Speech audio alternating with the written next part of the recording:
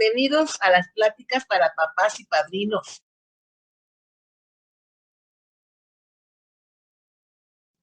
Servirá de preparación para que sus hijos reciban el sacramento de la Eucaristía de la reconciliación. Aprovechar estos momentos de pláticas para estar con Dios y preguntarle cuál es su voluntad y hablarle y dejarlo hablar como a un amigo.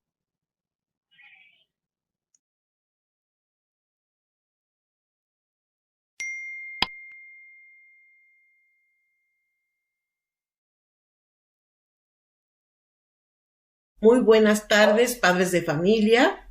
Yo soy la catequista Julia. Vamos a hacer una pequeña oración antes de iniciar nuestra plática. Todos con mucha devoción vamos a decir: ven Espíritu Santo, llena los corazones de tus fieles y enciende en ellos el fuego de tu amor. Envía, Señor, tu Espíritu, y todo será creado y se renovará la faz de la tierra. Oh Dios, que eleccionaste los corazones de tus fieles con la luz del Espíritu Santo, haz que, guiados con este mismo Espíritu, saboremos la dulzura del bien y gocemos de sus divinos consuelos. Por Jesucristo nuestro Señor. Amén. Vamos a leer en la Biblia el Salmo 18, versículo del 1 al 3. Ahorita yo la voy a leer, porque ustedes no tenían preparada su Biblia, ¿verdad? Vamos a utilizar la Biblia y vamos a utilizar el Catecismo de la Iglesia Católica. Vamos a leer el Salmo. Yo te amo, Señor, mi fuerza. El Señor es mi roca y mi fortaleza. Es mi libertador y es mi Dios. Es la roca que me da seguridad. Es mi escudo y me da la victoria.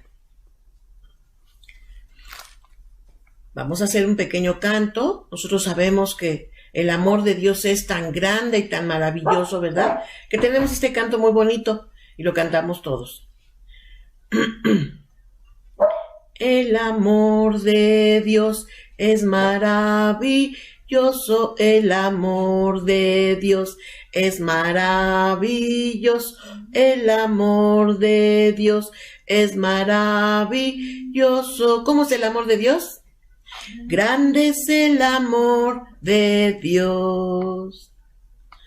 Ahora todos, cantemos en el celular, vamos a cantar y vamos a echarle ganas, que Dios nos ilumine, ¿verdad? Para que estas pláticas sean muy rápidas. Ahorita estas pláticas se van a llevar a cabo, ¿verdad? Papás y padrinos, si gustan pasarle también el tips a los padrinos para que de una vez pues empiecen a escuchar estas pláticas. Estas pláticas ya son las últimas. Por eso yo les invito a que todos los papás estén atentos a estas pláticas, ya las últimas. Y que participen todos, por favor. El amor de Dios es maravilloso, el amor de Dios es maravilloso. ¿Cómo es el amor de Dios? Grande es el amor de Dios. Ahora sí, vamos a iniciar. La mayoría de papás asistió a estas pláticas y a la clase de Biblia por la situación de la cual conocemos todos y por el bienestar de sus hijos y su seguridad. La catequesis de papás y padrinos la llevaremos a través de estos medios de comunicación todos los viernes de 6 a 7 de la tarde. Favor de tener instalado en su celular la aplicación de WhatsApp. Y más adelante utilizaremos la aplicación de Facebook y Messenger para crear una sala virtual. Por favor, mandarme su correo electrónico de Gmail al WhatsApp de Catecismo de Papás. Gracias. Al final de la plática se le dará una tarea en Word. Descarga la aplicación. O copiarla a mano en una hoja, le toman una fotografía y me la mandan a mi correo. Es Catecismo de Papás con nombre del niño y su catequista, ¿verdad? Toda la tarea la van a mandar con el nombre del niño y su catequista, por favor. Gracias. Ahora vamos a hablar, ¿verdad? Ya que Dios es tan grande y tan maravilloso, ¿verdad? Él creó el cielo, la tierra y todas las cosas para nuestro bienestar, ¿verdad? Para que el hombre, ¿verdad? Dominara el cielo, la tierra y todo, ¿verdad? Y Dios, ¿verdad? Nos regala su gracia, ¿verdad? En este tema, ¿verdad? Pues vamos a estar hablando. La gracia es una participación en la vida de Dios. Nos introduce en la intimidad de la vida trinitaria, ¿verdad? Dios Padre, Dios Hijo y Dios Espíritu Santo. Por medio del bautismo, ¿verdad? Que el cristiano participa de la gracia de Cristo. Se entiende por gracia santificante, ¿verdad? Un favor o un don gratuito, ¿verdad? Concedido por Dios, ¿verdad? Ayuda al hombre, ¿verdad? A cumplir sus mandamientos. Y para esto, ¿verdad? Dios nos regala los sacramentos. ¿Y cómo vamos a adquirir esa gracia santificante? ¿Verdad? Desde pequeñitos, desde que nacemos. Es Él por medio del bautismo. Nos va a regalar la gracia santificante, esos dones, ¿verdad? Esos frutos del Espíritu Santo. Nos regala la fe, la esperanza, la caridad, ¿verdad? Todos sus dones, sus frutos, ¿verdad? Dios, ¿verdad? En su muerte, en su pasión, muerte y resurrección, ¿verdad? Nos regala esos sacramentos que nos da la gracia, ¿verdad? Para ser hijos de Dios, ¿verdad? Y hijos adoptivos de Dios, ¿verdad? Y hermanos de Jesucristo. Vamos a ver ahora, ¿verdad? Lo que sigue en esta presentación. Ave María Purísima. Soy la hermana María de Jesús, de las discípulas del Inmaculado Corazón y la Divina Misericordia de la familia Frisin. Y hoy les voy a hablar de un tema de suma importancia para nuestros tiempos: la gracia santificante y el pecado. Todo lo que les diga es del Padre Antonio Rollo Marín, del Tratado de la Perfección Cristiana, una fuente totalmente confiable para nuestra Iglesia. Y ahora veremos, para entender este tema necesitamos saber dos cosas. Los fines de la vida cristiana son dos.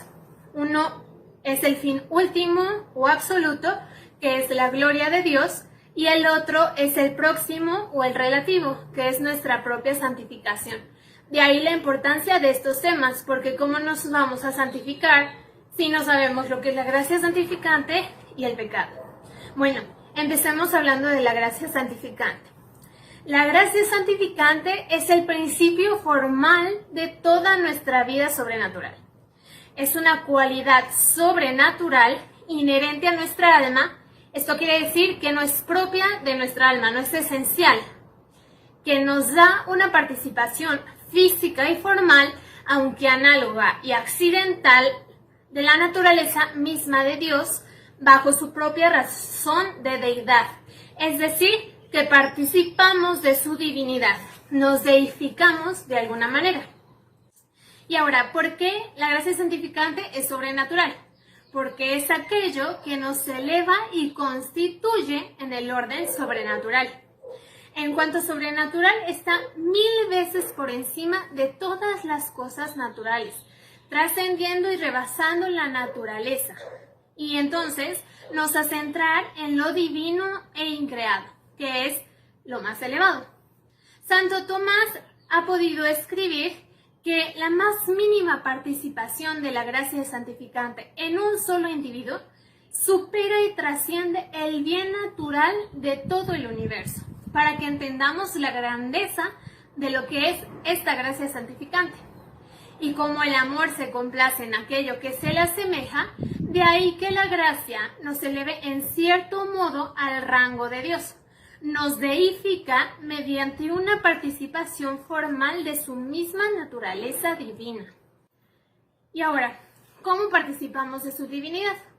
La participación no es otra cosa que la asimilación y expresión inadecuada en una cosa inferior, es decir, nosotros, de alguna perfección existente en una cosa superior, es decir, Dios.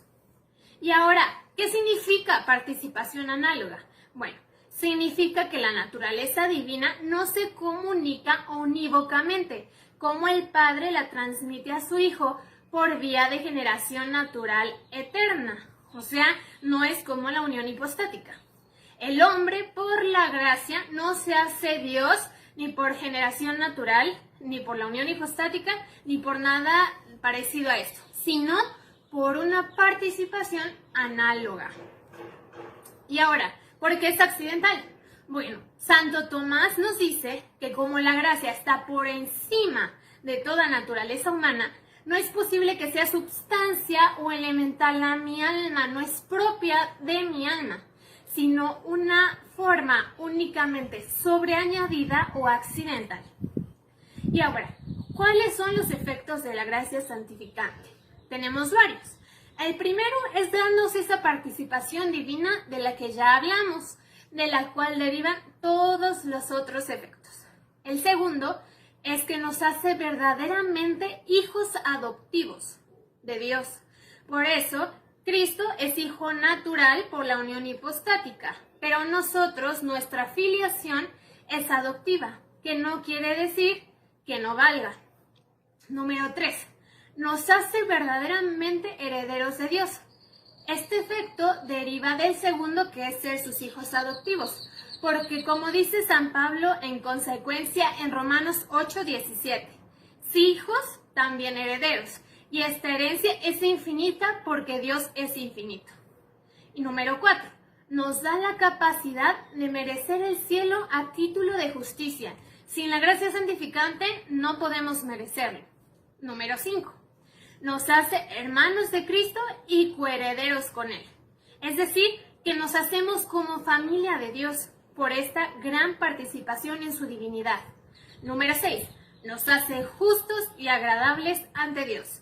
Número 7, nos da la capacidad para el mérito sobrenatural. Esto, analógicamente, es decir, que las personas, si no están en gracia santificante, por muy magníficas y maravillosas que hagan acciones, no tienen mérito por falta de la gracia santificante. En cambio, una persona con gracia santificante, todas las acciones que las une a nuestro Señor Jesucristo tienen un mérito para toda la vida eterna. Número 8. Nos une íntimamente a Dios. Número 9. Nos hace templos vivos de la Santísima Trinidad. Esto quiere decir que la Santísima Trinidad habita en nuestra alma. ¿Y qué quiere decir inhabitación trinitaria? Pues es la unión física y amistosa entre Dios uno y trino que habita en el alma de la persona humana. Esto es totalmente maravilloso porque Dios, el ser infinito, habita en nuestra alma, dentro de nosotros. Y bueno, empecemos con el pecado. El pecado es el enemigo número 1 de nuestra santificación y en realidad el único, ya que todos los demás provienen de él o nos conducen a él. El pecado es una transgresión voluntaria de la ley de Dios. Y también es un apego desordenado a nuestra propia voluntad hasta rechazar a Dios y su voluntad. Supone siempre 3 elementos esenciales. Todo pecado, absolutamente todo pecado, tiene estos 3 elementos. Veamos cuáles son. Primero, la materia prohibida o al menos estimada como tal. Esto quiere decir, yo puedo estar haciendo una acción que no está prohibida, pero si yo la tengo como tal, o sea, yo la considero prohibida, se cumple esta condición. Número 2, advertencia por parte del entendimiento. Esto quiere decir que mi entendimiento se dé cuenta de que esa acción que voy a hacer está incorrecta moralmente.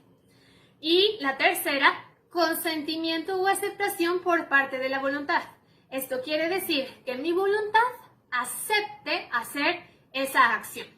Si estos 3 elementos se cumplen, lo que estamos haciendo es un pecado mortal. Si alguno de estos 3 falta, es un pecado venial. Y dentro de cada una De estas dos categorías, del pecado venial y del pecado mortal, hay infinidad de grados que podemos clasificar. El pecado mortal es una cosa abominable. En gran peligro están, en efecto, de la condenación eterna los que están en pecado mortal. Yo no puedo decir quién se condena y quién no, pero la Iglesia nos enseña que quien muere en pecado mortal, si no se arrepiente en el último momento, muy probablemente se condena. El pecado mortal enceguece, enturbia y ensucia las almas. Alguien que vive constantemente en pecado mortal ya no se da cuenta de que lo que está haciendo es un pecado o está moralmente incorrecto. Afirma Santa Teresa que si los pecadores entendiésemos cómo queda un alma cuando peca mortalmente, sería imposible para los hombres pecar por muy difícil que fuera evitar. Y ahora veremos las clasificaciones de los pecados. Bueno, el primero es el pecado mortal de ignorancia. No es una ignorancia total o invencible, que esto eximiría la gravedad del pecado, sino que es el resultado de una educación antirreligiosa o del todo indiferente, junto con una inteligencia corta y un ambiente hostil o antirreligioso. Suelen tener, no obstante, un conocimiento de que lo que están haciendo está mal. Sienten de vez en cuando punzadas en el remordimiento. Número 2. Pecado de fragilidad. Son los débiles de poca energía y fuerza de voluntad. Normalmente están inclinados a los placeres sensuales, son irreflexibles, atolondrados, llenos de flojera y cobardía. Lamentan sus caídas, admiran a los buenos, quieren ser como ellos, pero no tienen el suficiente coraje para luchar para hacerlo. Estas disposiciones no los excusan del pecado, son más culpables que los pecadores de ignorancia. ¿Por qué? ¿Por qué? Pues porque pecan con mayor conocimiento de causa. En el fondo son más débiles que malos. Número 3. Pecados de frialdad e indiferencia. Pecan a sabiendas de que pecan, no precisamente porque quieran hacer el mal por el mal en cuanto ofensa a Dios, sino porque no quieren renunciar a sus placeres y no les preocupa su conducta delante de Dios, no les importa lo que Dios piense de ellos. Pecan con frialdad, con indiferencia, sin remordimientos de conciencia. Endurecen su corazón y enceguecen su alma. Sería menester un verdadero milagro para volverlos al buen camino. Si la muerte los sorprende, muy seguramente su suerte eterna será deplorable. Y ahora, número 4. Pecados de obstinación y malicia. Son los que pecan por refinada malicia y obstinación satánica. Su pecado más común es el de blasfemia, que es proferir palabras en contra de Dios. ¿Acaso empezaron siendo buenos cristianos, pero fueron resbalando poco a poco, alimentando sus malas pasiones, hasta que se desesperaron y decidieron pecar sin más? Y ahora, ¿cómo combatir el pecado mortal? Bueno, primero debemos de tenerle horror. ¿Pero cómo tenerle horror? Pues con la oración, con la consideración de su gravedad y de sus terribles consecuencias. El pecado mortal debe ser un mal gravísimo cuando Dios lo castiga tan terriblemente, ¿no creen? Y ahora, pues ¿cuáles son las consecuencias del pecado mortal? Primero, pérdida de la gracia santificante, de las virtudes infusas y de los dones del Espíritu Santo. Pérdida de la inhabitación trinitaria, es decir, que expulsas a la Santísima Trinidad de tu alma. ¿Y por qué? Pues porque Dios no puede estar donde hay pecado mortal. Número 3. Pérdida de todos los méritos adquiridos durante la vida pasada. O sea, que todo lo bueno que hiciste durante tu vida cuando estabas en gracia santificante se pierde. Número 4. Feísima mancha en el alma que se llama mácula anime, que le deja sucia y asquerosa. Número 5. Esclavitud de Satanás, aumento de remordimientos y aumento de las malas inclinaciones. Número 6. Reato de pena eterna. El pecado mortal es el infierno en potencia, porque si mueres así, tu suerte será terrible. Y ahora, el pecado venial. Después del pecado mortal, nada hay que debamos evitar tanto como el pecado venial. Muchas veces pensamos que no es nada o que no ofende a Dios. Y veamos cómo sí lo es. Aunque sea mucho menos horroroso que el pecado mortal, está situado todavía en la línea del mal moral, que es el mayor de todos los males. Ante él palidecen y son como si no fueran todos los males y desgracias de orden físico que puedan caer sobre nosotros y aún sobre toda la humanidad. Ni la enfermedad ni la misma muerte se le pueden comparar al pecado venial, y mucho menos al pecado mortal, obviamente. Constituye de suyo una verdadera ofensa contra Dios, una desobediencia voluntaria a sus leyes santísimas y una grandísima ingratitud a todos los bienes recibidos de Él. Tan grave es en efecto la malicia de un pecado venial en cuanto ofensa de Dios, que no debería cometerse aunque con él pudiéramos sacar a todas las almas del purgatorio y aún extinguir las llamas del infierno. Con todo, hay que distinguir entre los pecados veniales que se cometen por pura fragilidad y los que se cometen con deliberación, es decir, con perfecta cuenta de que lo que voy a hacer ofende a Dios. Los primeros, que son los pecados de fragilidad, jamás podremos evitarlos del todo, pero debemos reducir su número hasta donde podamos con todas nuestras fuerzas y no caer en desánimo, porque eso viene por la concupiscencia de la carne del pecado original. Cuando se cometen los pecados deliberados, hacen más difícil la virtud, es más difícil que nos podremos santificar. Y ahora, ¿cuáles son los efectos del pecado venial? En esta vida y en la otra vida. En esta vida nos priva de muchas gracias actuales. Las gracias actuales son las que nos permiten hacer un acto de virtud en un momento. Y si lo perdemos, pues ya no podremos hacerlo. Número 2. Disminuye el fervor de la caridad y de la generosidad. Número 3. Aumenta las dificultades para el ejercicio de la virtud. Es decir, que se me va a hacer mucho más difícil componer mis malos hábitos y mejorar en cuanto a mi conducta a Dios, porque debilita mi naturaleza y predispone para el pecado mortal, porque si cometemos pecados veniales, acabaremos en un pecado mortal, lamentablemente.